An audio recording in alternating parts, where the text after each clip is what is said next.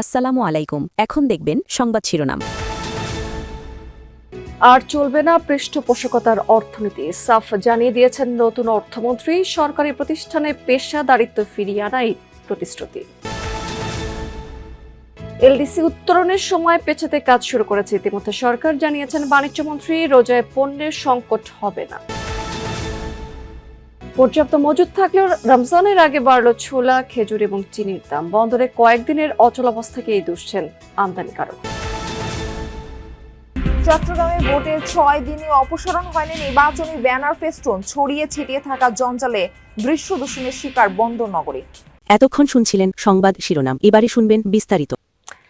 পৃষ্ঠপোষকতার অর্থনীতি চলবে না, সাফ জানিয়ে দিয়েছেন নতুন অর্থমন্ত্রী আমির খুসরো মাহমুদ চৌধুরী। সচিবালয়ে সাংবাদিকদের বলেছেন, লেভেল প্লেইং ফিল্ড থাকতে হবে এবং বাংলাদেশের প্রতিটি মানুষ সুযোগ পাবেন। জানিয়েছেন, রাষ্ট্রীয় প্রতিষ্ঠানগুলোর অবস্থা খুবই খারাপ। পেশাদারিত্ব ফিরিয়ে আনাই এখন সবচেয়ে বড় চ্যালেঞ্জ। স্বচ্ছতা প্রতিষ্ঠার পাশাপাশি বাড়াতে হবে দক্ষতা এবং সক্ষমতা। বলেছেন, অর্থনীতির গণতান্ত্রায়ন প্রয়োজন। দেশের অর্থনীতি সকল মানুষের জন্য হতে হবে। অর্থমন্ত্রী আরও বলেছেন, বাংলাদেশ একটি ওভার রেগুলেটেড কান্ট্রি হয়ে গেছে। এটা হয়েছে পৃষ্ঠপোষকতার রাজনীতির জন্যই। সিরিয়াস ডিরেগুলেশন করতে হবে, উদারীকরণও প্রয়োজন। আমাদের প্রথম কাজ হচ্ছে প্রতিষ্ঠানগুলোকে ঢেলে সাজাতে হবে এবং এগুলোকে প্রফেশনালি তৈরি করতে হবে, স্বচ্ছতা আনতে হবে, কাজের মধ্যে জবাবদিহিতা আনতে হবে। 51 পয়েন্টের মতো কমে গেছে এবং 5519 পয়েন্টে এই সূচকটি অবস্থান করছে। দিন শেষে আজকে অন্য দুটি সূচকেরও পতন হয়েছে। ডিএসএস সূচক সেটি 11 পয়েন্টেরও বেশি কমেছে, 1105 পয়েন্টে অবস্থান করছে এটি। ডিএস30 সূচক যেটি সেটি 2110 পয়েন্টে রয়েছে, 16 পয়েন্টের মতো কমে। টোটাল ট্রেড করেছে আজকে ঢাকা শেয়ার বাজার 335,77,00,000 টাকা শেয়ার। এবং ট্রেড হওয়া কোম্পানিগুলোর মধ্যে আজকে বেশিরভাগ প্রতিষ্ঠানের শেয়ারের দামও কিন্তু কমে গেছে। 286টি কোম্পানির শেয়ারের দাম আজকে টোটাল ঢাকা শেয়ার বাজারে কমেছে। মাত্র 82টি কোম্পানির শেয়ারের দাম বেড়েছে এবং 25টি কোম্পানির শেয়ারের দাম অপরিবর্তিত রয়েছে। টপ 20তে আজকে স্কয়ার ফার্মা প্রথম অবস্থানে রয়েছে, টোটাল ট্রেড করেছে 34,48,00,000 টাকার শেয়ার। এরপরে 32,37,00,000 টাকা কিছু বেশি লেনদেন নিয়ে দ্বিতীয় অবস্থানে আমরা দেখতে পাচ্ছি এশিয়াটিক ল্যাবকে। ঢাকা ব্যাংক এটি তৃতীয় অবস্থানে আছে 23,69,00,000 টাকার মতো শেয়ার টোটাল ট্রেড করে। চট্টগ্রাম শেয়ার বাজার, সেখানেও কিন্তু আমরা সকাল থেকেই পতন দেখতে পাচ্ছি সূচকের। সার্বিক সূচক যেটি সিএসপি সেটি 84 পয়েন্টের মতো কমেছে এবং 15,429 পয়েন্টে এই সূচকটি অবস্থান করছে। টোটাল ট্রেড করেছে আজকে সারাদিন ধরে সিএসিতে 21,97,00,000 টাকা শেয়ার এবং সারাদিন ধরে ট্রেড হয়েছে 228টি প্রতিষ্ঠানে। এর মধ্যে 122টি কোম্পানির শেয়ারের দামেরই কিন্তু পতন হয়েছে আজকে। এখানে 79টি কোম্পানির শেয়ারের দাম মাত্র কমেছে এবং 27টি কোম্পানির শেয়ারের দাম অপরিবর্তিত রয়েছে।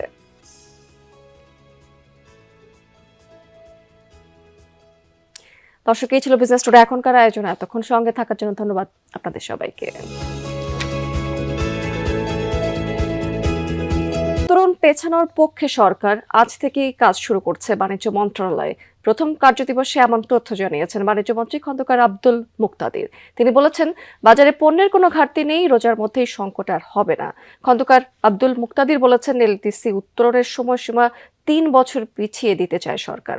এ নিয়ে আজ থেকেই কাজ শুরু হচ্ছে। এ সময় প্রতিমন্ত্রী শরীফুল আলম এবং বাণিজ্য সচিব মাহবুবুর রহমান উপস্থিত ছিলেন সেখানে। সময়সীমা পেছাতে ঠিক কিভাবে কাজ করা হবে তাও তুলে ধরেছেন নতুন এই বাণিজ্য মন্ত্রী। জানিয়েছেন, এটা ইনিশিয়েট করছে বাণিজ্য মন্ত্রণালয় আর করসপন্ডেন্ট করে ইআরডি। এই দুই দফতরের সমন্বয়ে কাজ এগিয়ে নেওয়া হবে।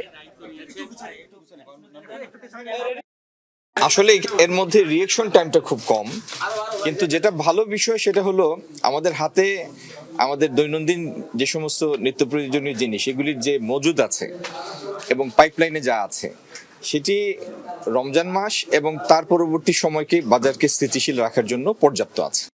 বাণিজ্য মন্ত্রী কিন্তু কথা বলেছেন এবং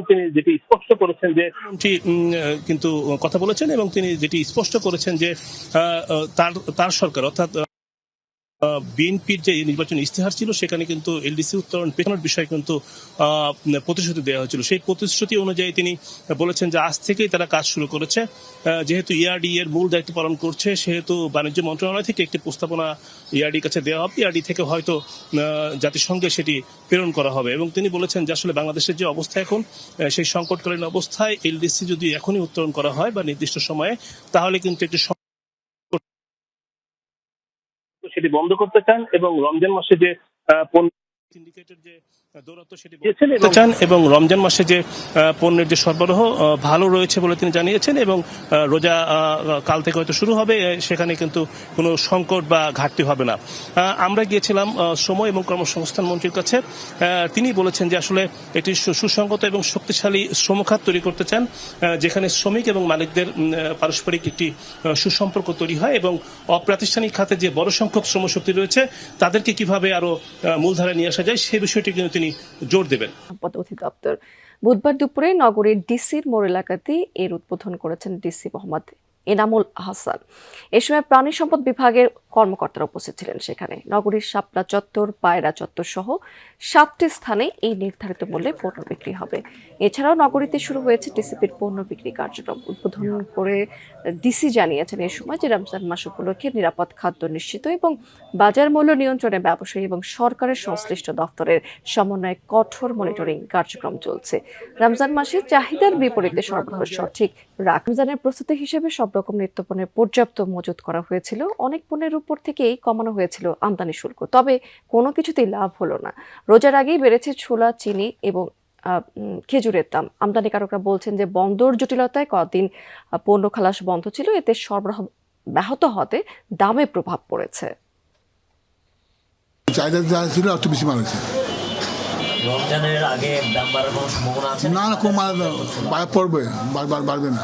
আগে যে ছোলা আমরা প্রতি টন ইম্পোর্ট করতাম আপনার $650, বর্তমানে সেটা $480 থেকে $500 মধ্যে দাঁড়িয়েছে। রোজায় সবচেয়ে বেশি চাহিদা যে খাদ্যপণ্যের, সেই ছোলার মজুদ নিয়ে আশ্বস্ত করেছিলেন আমদানিকারকরা। অথচ মাস দেড়েকের ব্যবধানে বাস্তবতা সম্পূর্ণ ভিন্ন। মানভেদে ছোলার কেজিতে বেড়েছে অন্তত 5 টাকা।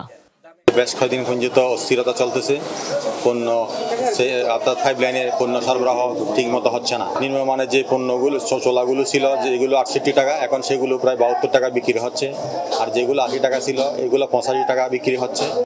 যে খেজুর ছাড়া ইফতার অসম্পূর্ণ, রমজানে তার চাহিদা 65,000 মেট্রিক টন, বিপরীতে আমদানি 15,000 টন বেশি। তার উপর আমদানি শুল্ক 25 থেকে কমিয়ে করা হয়েছে 15%। তবুও ধরনভেদে 30 থেকে 100 টাকা দর বেড়েছে এই খাদ্যপণ্যের। রোজার সময় তো সবাই চিন্তা করে এই দেশে ধরেন একটু প্রফিট বেশি করার জন্য, বা যার কাছ থেকে সে আনে সে একটু প্রফিট বেশি করে।